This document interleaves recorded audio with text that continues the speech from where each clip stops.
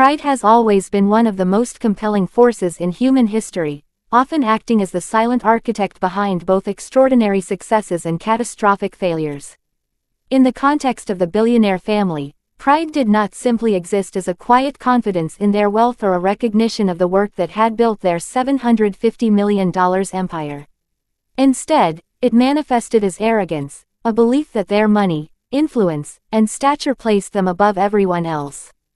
This mindset created a culture in which people were judged not by their abilities or character, but by their proximity to wealth and their ability to fit into a very narrow social mold.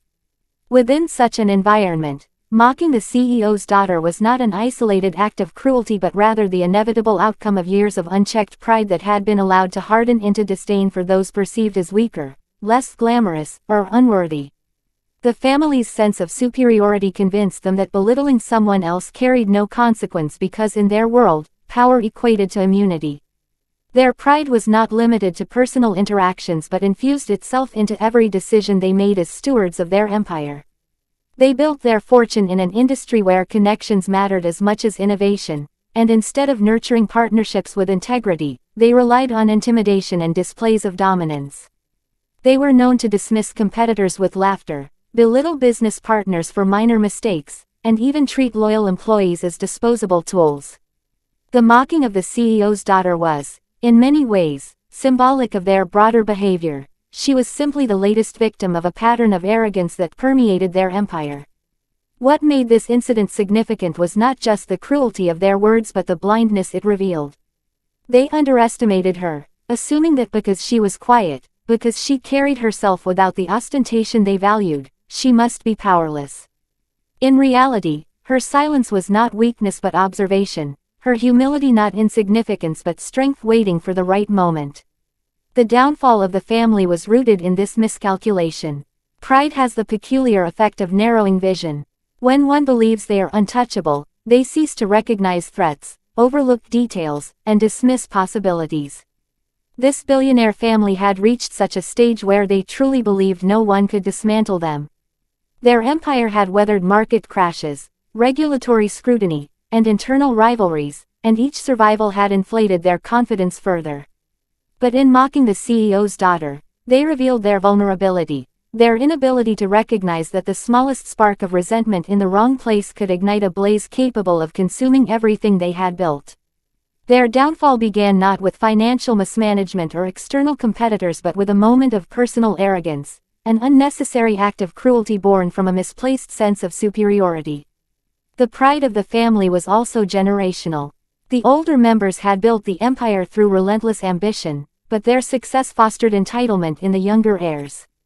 They grew up insulated from the realities of struggle, convinced that their wealth was an eternal shield. They paraded their privilege in public, turning every gathering into a performance of excess.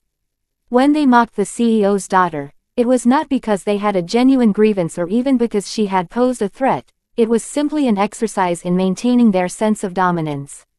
They treated her as a stage prop, someone they could ridicule to reaffirm their place at the top of the hierarchy. This casual cruelty reflected a family that had lost touch with empathy, with humility, and with the awareness that power is never permanent. The psychology of pride often creates blind spots, and the family had many. They failed to notice how resentment was building around them, not just in the CEO's daughter but in the broader ecosystem of people they had wronged. Business rivals, former employees, and even allies they had dismissed or betrayed all carried grudges. Pride convinced the family that none of these people mattered, that their positions and resources made them immune to backlash. But what pride fails to account for is that the more people you belittle, the more people you leave waiting for an opportunity to see you fall. The mockery of the CEO's daughter acted as a rallying point, a symbolic moment that others could seize upon. Suddenly, she became not just an individual wronged, but a figure around whom discontent could coalesce. The family never saw it coming, because their arrogance blinded them to the possibility that anyone they mocked might have the intelligence, the connections, or the will to strike back. In examining the theme of pride and downfall, it is also important to recognize the illusion of invincibility that wealth creates.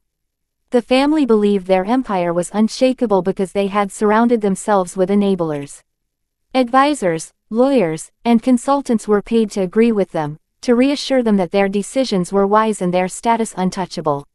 Rarely did anyone dare to challenge their perspectives, because the cost of disagreement could mean losing favor or access to their wealth.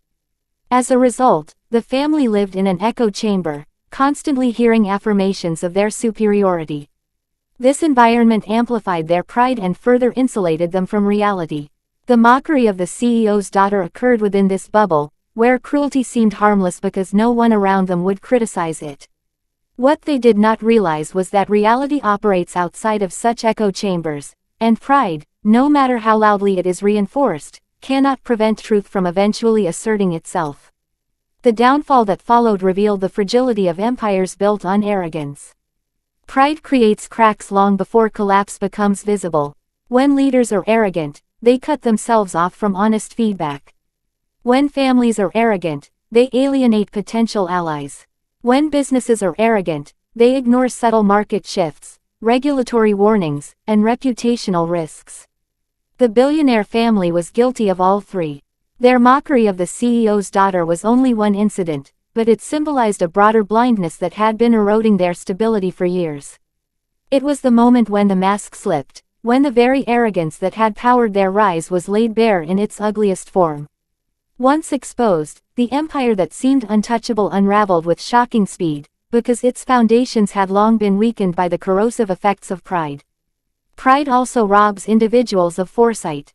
The family could not imagine that the CEO's daughter might have access to tools they had not considered. They assumed her value was negligible, her influence non-existent, her mind unremarkable. But pride distorts perception. They did not see her education, her relationships, or her quiet determination. They did not imagine she could wield information more devastating than financial capital. Their arrogance created the perfect conditions for surprise, and when the collapse came, it was all the more devastating because they had not even considered the possibility of such an outcome. Pride had left them unprepared, and downfall often strikes hardest at those who are least ready to confront it. Ultimately, the story of their pride and downfall illustrates an old but timeless truth: power is never absolute, and wealth does not insulate one from consequences. The family mocked the CEO's daughter because they believed she was powerless, but in doing so, they revealed their own greatest weakness. Their empire did not crumble solely because she retaliated but because arrogance had already hollowed it out from within. Their mockery was the spark that lit the fire, but the true fuel was their own pride, accumulated over years of unchecked superiority. It was a downfall written long before the moment of cruelty, inscribed in every arrogant decision, every belittled rival, and every ignored warning. The turning point in any story of downfall does not simply arrive by chance. It grows quietly, seeded by overlooked details, ignored warnings, and underestimated people. In the case of the billionaire family and the CEO's daughter, the turning point came when what seemed like a trivial moment of mockery exposed the family's vulnerability and elevated her position from a dismissed figure into the center of a storm that would unravel their empire.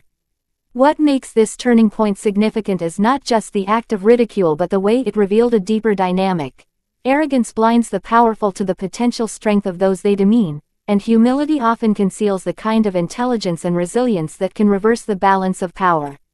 The family had spent decades cultivating wealth, alliances, and an aura of invincibility, yet all of it was undone by their inability to recognize that the person they mocked possessed the very qualities they lacked. The CEO's daughter had grown up in the shadow of her father's corporate success, surrounded by conversations of balance sheets, mergers, and market expansions. But unlike the heirs of the billionaire family, she did not inherit arrogance as part of her upbringing. Instead, she learned to observe quietly, to listen more than she spoke, and to absorb the nuances of power without flaunting them. To outsiders, her reserved nature appeared like weakness, a lack of charisma, or even insignificance. To the billionaire family, who thrived on bravado and public displays of wealth, her calmness was something to ridicule. Yet this very quietness gave her an edge they could not perceive, because it allowed her to move unseen, to gather insights unnoticed, and to sharpen her intellect without drawing the envy or hostility that often accompanies visible ambition. The turning point, therefore, was not a single explosive event but the culmination of her preparation meeting their carelessness. When they mocked her in public, dismissing her as someone unworthy of respect, they unintentionally shifted her role in the narrative. No longer was she a silent observer on the sidelines, she became a figure wronged, underestimated precisely by those who had the most to lose. Their arrogance provided her with the moral high ground, and it created a contrast so sharp that people around them began to reassess their loyalties. The spectacle of a powerful family humiliating a young woman who carried herself with dignity resonated beyond the immediate circle. In business, reputation is a currency more fragile than money, and in that moment, the billionaire family spent theirs recklessly. The ridicule became a story whispered in boardrooms, replayed at dinners, and carried by those who had long been waiting for a reason to question the family's dominance. The daughter's resilience began to surface in the aftermath. Where many might have retreated into silence, she chose to respond in ways that reflected foresight rather than impulsiveness. Instead of lashing out emotionally, she studied the family, identified the cracks in their empire, and began to align herself with people who had also felt belittled or betrayed by them. This patience marked the essence of the turning point. The family's downfall was not delivered in the moment of mockery but in the deliberate steps she took afterward to expose their weaknesses. Each alliance she forged, each piece of information she uncovered, was another thread pulled from the fabric of their empire. And because the family was too blinded by pride to notice her movements, they remained unaware until it was too late. The strength of the turning point also lies in how it flipped the balance of perception. The billionaire family had built their influence, not only through wealth but by cultivating an image of superiority. They were seen as untouchable, the gatekeepers of power in their industry. But once the daughter became the subject of their ridicule, that image began to fracture. The public, competitors, and even former allies saw in her a mirror of dignity contrasted against the family's arrogance. Where they laughed cruelly, she responded with composure. Where they flaunted wealth, she demonstrated quiet capability. This reversal created a narrative that spread quickly. The once mighty family was no longer admired but ridiculed themselves, while the daughter, once overlooked, became a figure of intrigue and respect. The turning point was not just about her actions but about the shift in perception that made their empire suddenly vulnerable to scrutiny. The collapse of the $750 million fortune in seconds may sound sudden, but it was the product of accumulated tension released all at once. The daughter's role in this turning point was pivotal because she understood that information was more powerful than confrontation. She knew the family's empire had hidden weaknesses, debt structures disguised by flashy growth, questionable partnerships, and legal vulnerabilities buried under layers of influence. By aligning with regulators, competitors, and insiders who had grievances, she brought these vulnerabilities into the light. The moment the revelations surfaced, confidence in the family's empire evaporated. Investors pulled back, partners withdrew, and regulators descended with scrutiny they could no longer deflect. Pride had led the family to believe no one could challenge them, but the turning point proved that their downfall did not require armies or rivals with equal wealth, it required one underestimated individual willing to act at the right moment. Another dimension of the turning point lies in the symbolic reversal of roles. The family saw themselves as predators, mocking and dismissing those beneath them, while viewing the CEO's daughter as prey, someone too timid or powerless to defend herself. But predators blinded by arrogance often fail to notice when the roles are shifting. Each time they laughed at her, they gave her more reason to remain focused, more clarity about their vulnerabilities, and more determination to expose them. By the time she acted, the balance of power had inverted completely. They, the billionaires, became desperate defenders of a crumbling empire, while she, the once dismissed daughter, became the agent of their reckoning. This reversal underscores why the turning point is so powerful. It was not just about one incident of cruelty but about the way it set into motion a chain of events that no amount of wealth could stop. The resilience of the CEO's daughter is best understood not as an outburst of retaliation but as the culmination of years of preparation meeting an opportunity created by arrogance. She had seen how her father conducted business with discipline and how he valued integrity even when profits demanded shortcuts. She had internalized these lessons and carried them quietly, waiting for a time when they might matter. The family's mockery gave her that chance. It gave her the moral authority to act, the motivation to gather allies, and the opportunity to reveal truths that had long been hidden. Pride had blinded the family to her existence as a threat, and that blindness was their undoing. The turning point was not dramatic in the sense of a single explosive confrontation but profound in its quiet inevitability. Once she chose to act, their empire was already doomed, because pride had hollowed it out and left it defenseless against the kind of calculated resilience she embodied. The lesson embedded in this turning point is universal. The underestimated figure often becomes the one who shifts the course of events. In literature, history, and real life, moments of downfall are often triggered not by external giants but by overlooked individuals who carry within them the intelligence, patience, and determination to act decisively when others least expect it.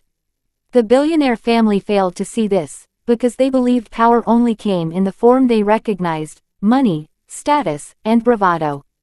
They did not see that resilience, humility, and foresight were also forms of power, often stronger because they are invisible until it is too late. The CEO's daughter embodied this invisible strength, and the moment they mocked her, they handed her the very leverage she needed to transform their arrogance into their ruin.